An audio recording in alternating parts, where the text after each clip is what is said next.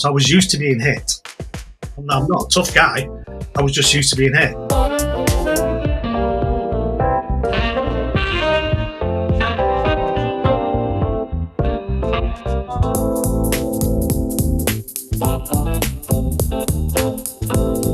Happy, whatever day it is, you should be happy today. Okay. So Affirmations for Recovery. This is our podcast where we talk to people that's pushing that recovery agenda. Okay. Just like myself, I'm over here in the States. I had the pleasure, the opportunity to sit down with this fine young gentleman. He's out of England, but he's doing the work. He's doing the recovery work. Mr. Mark Coope. Is it Mark Coope? Yeah, it's just pronounce it like a chicken's house, chicken coop. Okay, I thought that was like a stage name, like Mark Coope. Because over in the States, man, when we think Coope, we thinking Caddy, a Cadillac. You know what I'm talking about? So, oh yeah, the cars. Yeah, no, it's I don't know where it comes from. It's not a popular name. It's not a popular name in England. You know, there's not many of us. Right. So tell my people a little bit about you. Like, you know, what's your claim to fame? How are you in the recovery space? What makes you privy to the recovery? I'm doing brilliant. I'm doing brilliant in the recovery stage. Really am. Sort of like, yeah, I'm happy with that. From where I were at the start of the year to where I am now, light years away. Absolute light years away. Light years. Oh, so are you in recovery yourself? I'm in recovery from depression and PTSD.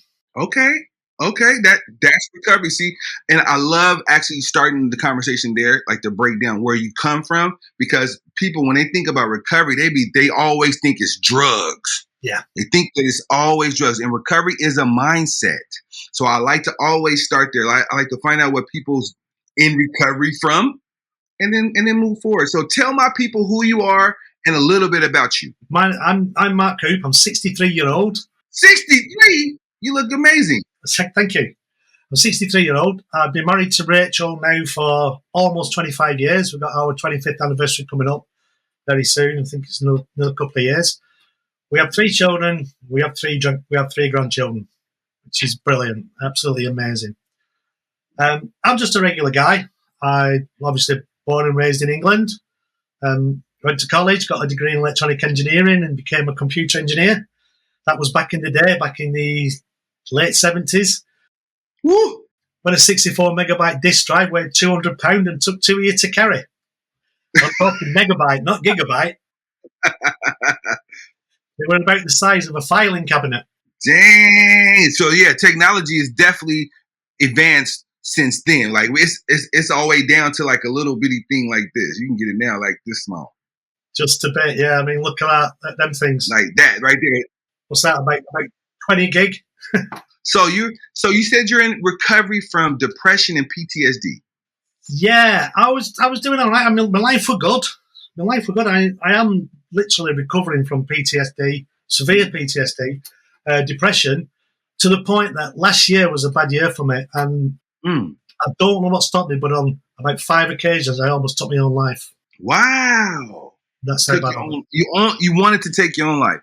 Yeah.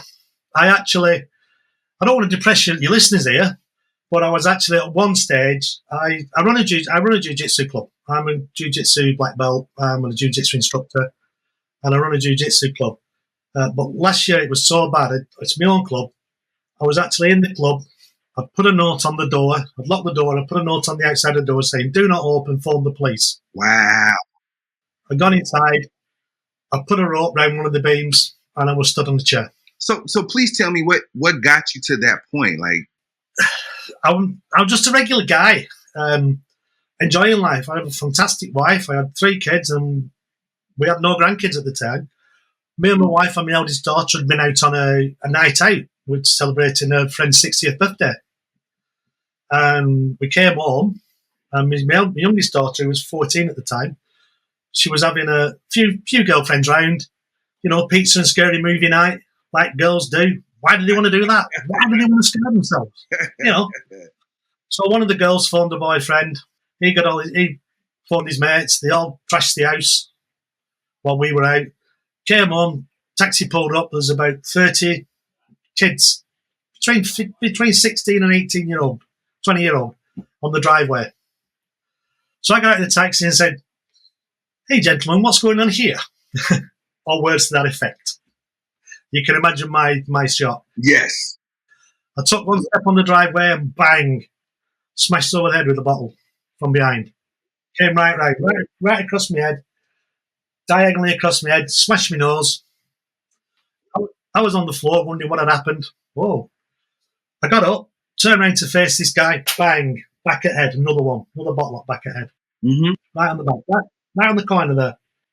And then I was stunned for a few seconds, I don't know how long, and then I could feel all where they're baying into me, just kicking me. So I got up and I thought, I ain't going down again. I ain't going down again for love nor money. And that were it. Red mist came down, as they say. If it moved, I hit it. I played rugby league for 20 years, from 15 to 35-year-old. So I was used to being hit. I'm not a tough guy. I was just used to being hit. I'm also a jiu-jitsu black belt. Everything came out. Oh, it was carnage. It was carnage. Mm. If it moved, I hit it. Anyway, they run off. I ran after them because I'm an idiot. Eventually, I calmed down. Everything came down. I generally started going. Police came. I don't know what your police are like, but I was always turn up late. Oh, man. It's the same. Over here. Police came and said, oh, get yourself off to hospital. So I did, went to hospital, got patched up, scanned up, couple of stitches in various places, got my nose straightened, had my head x-rayed and scanned. No major damage, no breaks, nothing. No bleeding on the brain, which was a godsend. Just bruises. So as I'm recovering at home, it took about 3 months though. You can imagine me. The physical injury started coming down, but the mental side started going like that. Yes, because you were isolated. And that just escalated. That just went out of control. Complete personality change. I went from being a happy-go-lucky guy. I turned into someone really, really nasty. I'd snap on my wife. She'd say, do you want a drink? And I say, if I want a drink, I'd go and get one. That sort of thing. It was just really aggressive. You just got aggressive. Yeah, I went really. I'm the sort of guy, I'm driving down the road, someone pulls out in front of me. If you don't hit each other, it don't matter, does it? No problem, buddy. Just carry on. It doesn't bother me. I've been a field engineer all my life, so I've done 30,000 miles a year for the last 40 years. Being on the road don't wind me up, not a problem. But I just turned, and this went on. Eventually, in 2020, I was diagnosed with. 2021, I was diagnosed with PTSD, severe PTSD. Yeah, we'll get you some help. I started that help a month ago. Just a month ago? Yeah. After being diagnosed almost 3 years ago? In 2021. So how did you survive from then into now? What were you doing? I almost didn't. But what happened was, in the decline, when I went down into the pit, I just devastated everything. I had my own business that went. I couldn't be bothered with it. Didn't give it the care and attention that needed. Devastated it. All our savings went. Finances went. Everything. I just devastated everything in my life. Everything I'd worked for 40 years. But I said to Rach, hey, it's no problem, babe. We'll just draw down on my pension. We'll pay the mortgage off on the house. We'll start again. Mm-hmm. That was until I found out that the pension company had done one with my pension. Wow. So now you're screwed. So I went to draw down on the pension and there was nothing in the pot because they'd half-inched it and done one. Wow. So we got a solicitor involved. That contributed to your mental health problem. Yeah, it didn't do me any good. Right. It certainly didn't help. So, went on. We got a solicitor involved. He said, oh, yeah, you got a case here. Brilliant. 12 months later, which was January last year, January 2023, letter from the solicitor, we won the case. Brilliant. 2 weeks later, we got another letter from the solicitor. They've appealed for it. It has to go to the ombudsman. Wow. Just to give you some idea of what happened, I got a phone call from the solicitor this week, Monday this week, telling me the ombudsman has just received the case. So that's taken nearly 4 years now to get to this stage. But the good news is we're hoping it's going to conclude in the next couple of months. So that's the good news. So when it concludes, what does that mean? When it concludes, what does that mean to you? When the case will conclude in 2 months, the ombudsman will make a decision. He'll make a decision in our favour or in their favour, one way or the other. It's going to be in your favor. I'm speaking into it. It's going to be in your favor. Yeah, we'll be our favour. But there's no appeal after that. They can't appeal again then. Okay. So we're positive on that. Mm-hmm. But because of that, 2023 it was terrible. Didn't sleep. Mm-hmm. Had sleep deprivation. I went into binge eating. I put on about 9 stone, which is just short of 140 pound. And I just this is over the course of the few years, Mm-hmm. and it was just everything just went. Start of this year, January the 15th, thereabouts, I went to see the doctors about an unrelated event. Mm-hmm. And I went to the doctor's surgery. I had Rachel in tow, and in the doctor's surgery was a young female doctor, and she had another young trainee doctor with her. Three living, me, 6 foot tall, should be normally round about 15, 16 stone, but like 21 stone, big macho man walking in. Started talking to the doctor. Boom! Balloon went up. I just fell apart. Literally fell apart. Mm. I was sat, there's this alpha male, woman. Right. Sat on the floor in the doctor's surgery, bawling like a baby. Crying like a baby. In front of those women. In front of all those women. Yeah. How low has my life got at that stage? Wow. That's crazy. I was so ashamed. I was so embarrassed. I was so guilty. I just felt like I let everybody down. Like I just destroyed everyone's life. I got home, went and locked myself in my bedroom for an hour, a couple of hours or so. And then demons came at me, and I tell you what, I kicked their butts this time. Hello. I wasn't having any of it. Yeah, I weren't having any of it. They came at me from all angles. And I said, boys, if you're going to bring it on, bring it on. Yes. And they did. And they tried to tear me apart, and I just said, enough. Yes. Quite literally, enough. I went down to Rach. She was doing something in the kitchen. I just, give me a minute, babe. I turned around and I said, it ends here. It ends. No more. I am not living like this anymore. And she just put her arms around me, looked me in the eye, and she just said, all she said was, go for it, babe. And that was it. That was it. Was that the beginning of the end for you? That was the end. That was the beginning of all the garbage I've been through. That was the beginning of the end for that. It ended at that point. That was when my recovery started. That point. Yes, recovery. So, quite literally like that. It was. So when I say the word recovery, what does that mean to you? It means transforming your mindset and changing your mindset and going on a transformational journey to move from a point of where you don't want to be, pain and sorrow and suffering, to a place, I suppose, the promised land, where you want to be, where you want to live. Yeah, our happy place. The happy place, yeah. And when he called, our happy place. I like that. I love that definition. I love it. So that's what recovery is for me. It was that transition, but it weren't just that. It was seeing Rachel smiling again. Mm-hmm. We had our grandson was just over 2 years old at this stage in January, and I've been grandpa and one thing or another. I'd fix things for him. I'd fix his toys, and I interacted with him, and he was a fantastic. Never seen him through my own eyeballs. He was just here. He was just a little person, albeit like that big, but he wasn't anything significant to me. That sounds like a horrible thing to say. No, it's not. But when he came round, the first time I saw him, when he came round, after I made this decision, he was such an incredible person, and I just couldn't help myself. I just picked him up, hugged him, and cried my eyes out because I'd never seen him before in that light, in my light. I'd seen him through I'd seen him through somebody else's eyes. Mm-hmm. And that was the start. That was really the start of it. So I'm very analytical. I've always been analytical. I've always tried to work problems out. So I decided I had to get a plan. I had to get a plan. I couldn't do it, and I knew I couldn't do it on my own. So I phoned the doctor up and I said, I need some help. Get me some help. So that was the start of trying to get some more therapy again, which I just started. But more importantly, I found 2 points in my life that I had to work on. One was my finances, and one was me. Mm. Now, I started working on my mind, but I'm still struggling to work on the body bit, but I'll get there. You'll get there.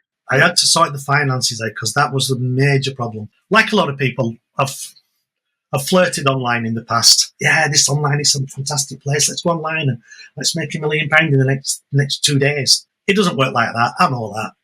And I tried and failed and tried and failed and failed and failed and tried and failed and failed and tried and failed. You get the gist. I think we've all been there, haven't we? Yes. I needed help with my mind, but I also needed help on the internet. Although I'd been on there and I'd flirted on it and I'd made mess after mess after this, I needed somebody who I could follow, somebody who could lead me and teach me and show me, a mentor. So I mumbled about on the internet, and I find this, funny enough, I found this skinny guy. I call him a skinny guy from Kenya, who's about 12. He's a lot older than that, but he looks about 12. A guy called Peter. He's the most incredible human being I've ever met, because he had the audacity, but he had the nerve to talk to me, like, 15-year-old kid in Kenya, me. And I tell you, what a fantastic guy, what a fantastic kid. And he put me in touch with this guy, Matt, who's my mentor now. What I've learned from in this 6 months or so, working with Matt, is just incredible. It's like I've just I seem to have crammed a lifetime of knowledge, experience and skills into this 6 months. It just seems to be in such a whirlwind of a journey. Yes. There's one thing I had after the blows to the head. I had short-term memory loss. I couldn't remember one thing from the next. But my mind started working again now. I started remembering things. I learned something, I remember it. So that was part of the recovery process, and that's where I'm at. So I'm now in the phase of I'm in therapy once a week. I have been for the last 4 weeks now. I'm also with Matt. It's just constant. It just seems to be constant. It seems to be information all the time. We need to do this. We need to do that. We need to do that. And he knows the structure. He knows what I need. It's been an incredible journey. Man, sounds like it. Like recovery is a big deal to you. So, what would you say the top 3 things you do to help you with your recovery journey? What are the top 3? The top 3 things. Number one, when I first got in touch with Matt, he said, I tried to dissuade him. I said, you don't want to work with me. You don't want to work with me at all. I'm a wreck. Well, just stay away from me. I'll drag you down.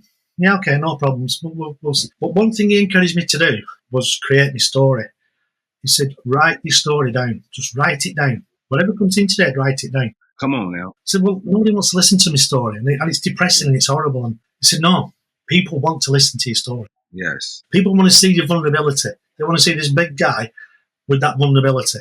I crafted my story of basically the incidents over the last few years and the attack and how I spiraled down, how I come out of it. But that was so difficult. It was so hard to do. Mm-hmm.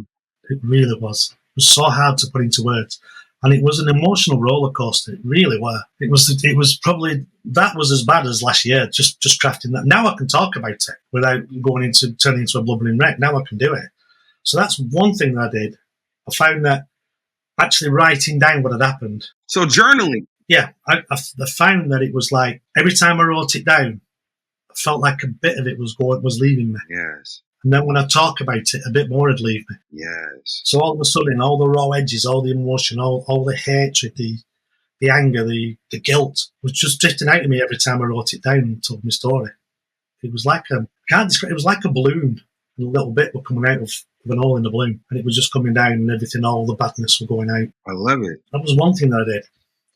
The other thing I did, because I wanted to, obviously, we're all on the internet to make some money in the end of the day. Matt said to me, why are you doing this? Why are you doing this? And it was like the superficial, because I want a new car, I want to pay some bills. I said, yeah, but why are you doing it? Because I want to do this and I want to do that. And he just kept niggling at me. And every time I give an answer, he'd say, yeah, but why do you want that? And he'd niggle at me a bit more, and I'd give another answer. He'd say, why do you want that? And it was just all the time. And that was another emotional roller coaster. But it came out. I didn't want to make some money. I didn't want a new car. What I want to do, my vision is, I'm a jiu-jitsu instructor. And I almost quit that as well after the incident, because I thought, how can I teach self-defense when I can't defend myself? Right. 20 people to 1. I even think Steven Seagal had struggled with them once. My vision came down to, I was in such a dark, lonely place. It was like, isolated place. And I know there are thousands and thousands, if not millions of people with the same in the same spot. We have an organisation over here called Andy's Man Club, which is specific for men who are depressed, young men who are depressed. Okay. And young men are a massive percentage of young men take their own lives. What I want to do is I want to take 10 or so, or 20 if I can afford it, on a scholarship at my jiu-jitsu club for 12 months. I'll pay the membership to the WJGF, the World Jiu-Jitsu Federation. I'll pay for all the gradings, I'll buy the gis, and I'll pay the mat fees for 12 months. And then I can teach them take them from where they are to orange belt at jiu-jitsu, give them a focus in life, give them physical exercise, give them goals setting, right, your next belt. Give them something to take the mind off where it is at the moment. In other words, move them from a place where they are. It might not be where they want to be, but to somewhere different, which is slightly less painful than where they are. That's right. But I need money to do that. I need money to fund that. Mm-hmm. So this is part of the process of what I'm doing. Once I've got caught up with my bills, I'm going to start diverting money to make this this dream come true, this vision come true. So that's the second part. The third part, I think it was just changing mindset, because I had this mindset of limited beliefs. I had a lot of limiting beliefs. One of my limiting beliefs was, I can't do jiu-jitsu anymore because I can't defend myself. That's so irrational. Nobody can defend themselves against 20 people, 20, as I call them, feral youths. who are intent on attacking you. I don't think anyone's going to... People are going to struggle with that. I struggled. I got hurt. I did get hurt. But that was a limiting belief. And I had to get rid of that limiting belief before I could start training properly and start giving my students at the club the time and the product they deserve. That's big. But that was a limiting belief on my side. I had to get rid of that. I had to get through the limiting belief of all my past failures, because I viewed them as failures. Now I view failures as growing opportunities. Yes. If I fail at something, it's just a way not to do it. Do it another way, But I had to get past that, and there was so much I had to do. And I know some people say, like, well, you were sort of like brainwashed to thinking that. Well, it needed washing. That brain needed washing. Yes. So them are the three main parts that I focus on. At the start of the year, when I first started off and embarked on this journey with Matt, we started organic marketing on Facebook, and I wouldn't show my face.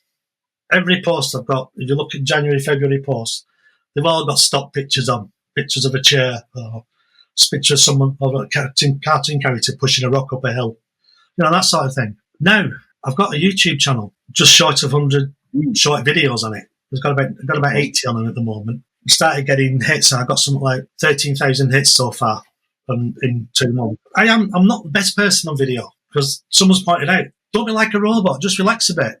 So I've relaxed a bit on some I've just produced, but now I look like an epileptic muppet, bouncing about all over the place. So I've gone from one extreme, this is how you should do it, to, yeah, come on.